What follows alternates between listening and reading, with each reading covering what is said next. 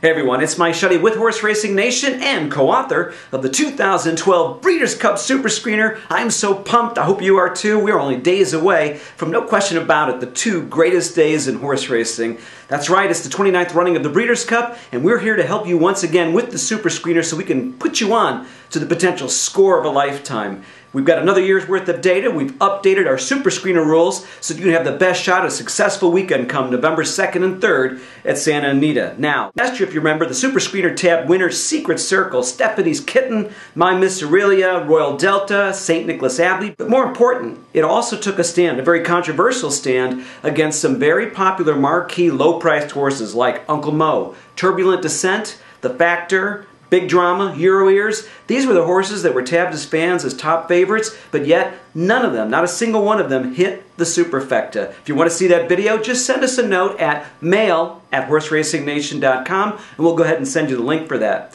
I also shared with you the top 5 of 10 Super Screener criteria for conquering the Classic. We have that video ready for you as well. Go to mail@horseracingnation.com. We'll send that too. This year, I'm going to share with you 5 killer Super Screener separators that not only help us pick the winners in a race, but more importantly, help us identify those vulnerable favorites that just don't have a shot. But before we do that, let's quickly review why the Super Screener methodology is so powerful. Alex Zito and I have studied over 40 handicapping variables across 1,500 plus horses that have run in the last 14 years of Breeders' Cup races. And what we have found is startling. First, we try to answer these questions. Number 1, what Super Screener criteria separates winners from losers? But of course, more importantly, we want to understand what is that criteria that helps us isolate and eliminate those very vulnerable but very popular low-priced big-name favorites. Lastly, we looked at dozens of those bomber horses, 20-to-1 plus, that are prolific come Breeders' Cup time. What separates those horses that hit the board versus those who expectedly finish in the back of the pack? Now get ready, I'm going to share with you 5 killer Super Screener separators, and we begin with the Classic. This is one of my favorites.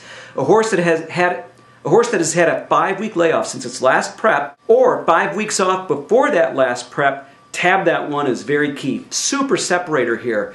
And you know what? Horses that have run lots of races, had none of those layoffs, basically, they go off at low odds. They were popular horses, but they left their best races on the track during the summer.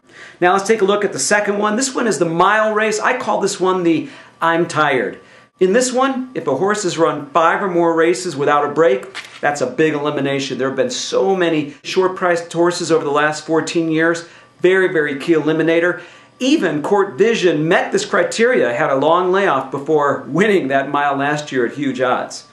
Number 3, this is for the sprint race. I call this one the 13 up and down. That's right. A lifetime top in this race, in that last prep, is actually a positive sign. However, if you've got a spread of 13 or more points in the BRIS speed rating between those last 2 prep races, that is an absolute win killer.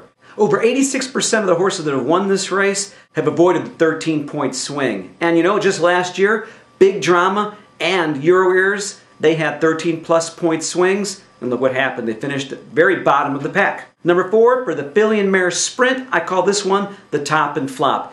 In this race, unlike the sprint, if you had a lifetime top, that is an absolute elimination for the fillies and mares. In the 5 runnings of this race, 3 favorites have failed on this criteria and missed the win spot. That included last year's 8-to-5 favorite, Turbulent Descent. Now the last race we'll take a look at is the Turf Sprint. There have only been 4 runnings of this race, but amazingly, there have been 12 horses that are either 3 years old or 7 plus. None of those horses have hit the board. In addition, there have been about 9, maybe even 10 fillies and mares that have run this race. Again, none of those have managed to hit the win or the exacta spot. Very powerful eliminators in this race stick to the 4- and 5-year-old males in this very interesting race. There you have it, 5 killer separators. Guess what? There are about 150 Super Screener separators that cover the 15 races. You can order yours now at superscreener.com, and in there we'll share with you all the content that you get for each and every one of those 15 races, which includes screening of last year's race, includes the screening of this year's race, of course, wagering recommendations, and some very interesting stats for each and every one of those races. Now, if you haven't signed up yet for your TVG account, I got to tell you what you're waiting for. You've got just days away here now. You got to load up that account. This is the biggest 2 days in racing. And if you go to horseracingnation.com, we've got a tremendous offer for you just in time for the Breeders' Cup. Hey, tune in again next week because we're going to put out another edition of that ever-popular Stand Against Favorites video. This is very, very critical as you prepare for your assault on the Breeders' Cup. So, until next week, I want you to go fast, study hard, and win.